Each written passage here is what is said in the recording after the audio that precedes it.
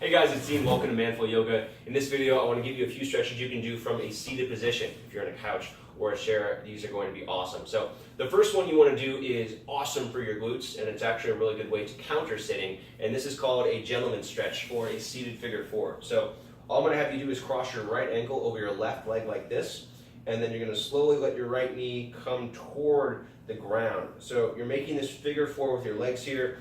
You want to sit up as tall as you can.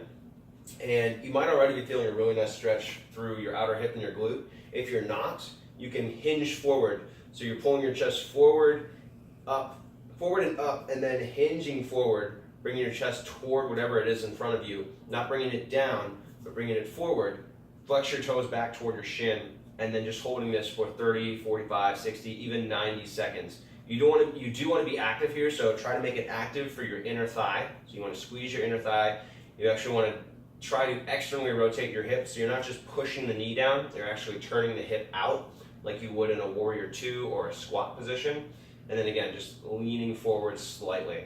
And this is going to be really awesome for relieving tension in your back, in your knees, and it's going to help you feel a lot better throughout the day. So you want to make sure to do that on both sides. Again, minimum of 30 seconds, and then up to 60 or 90 seconds.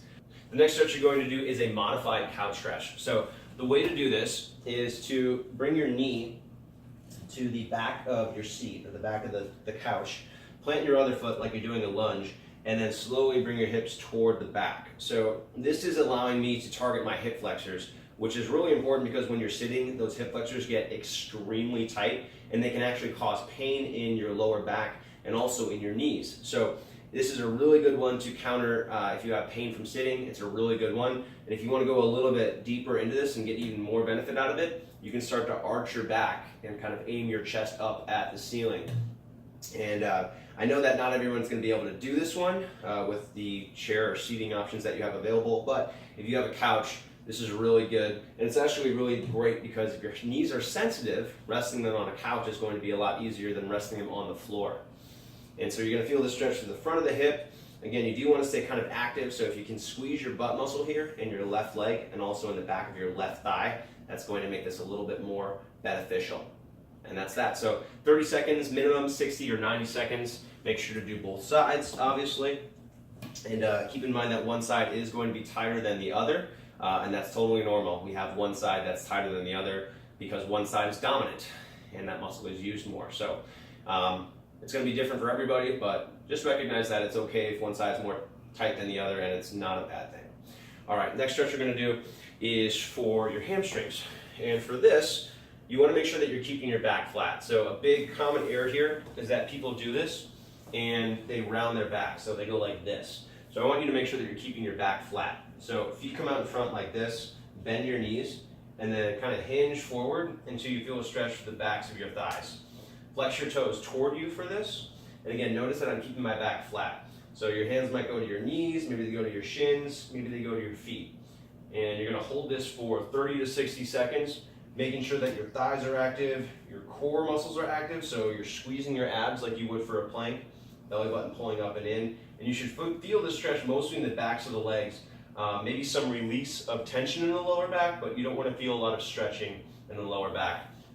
And then finally, the last one I'm going to show you is for your ankles and your calves, or also for your anterior tibialis, these muscles in the fronts of your shins. If you spend a lot of time in shoes, or you have an office job and you're wearing shoes that are kind of constrictive on your feet all day, this is a really good idea for you guys. So what you're going to do is first point your toes like this, and you can hold it for, if you want, you might be able to, maybe you hold this for 30 seconds, or if you want to make it more dynamic, you can hold it for 5 seconds and then switch to flexing, reaching your toes back toward your shin, and that's going to help stretch your calves. So you can kind of go back and forth with this if you want to, or you can just hold it for 30 seconds each station, and then you can also deviate your feet. So you can bring them outside, so you're trying to squeeze your toes to the outside, and then you can bring them in, squeezing your big toes in toward one another.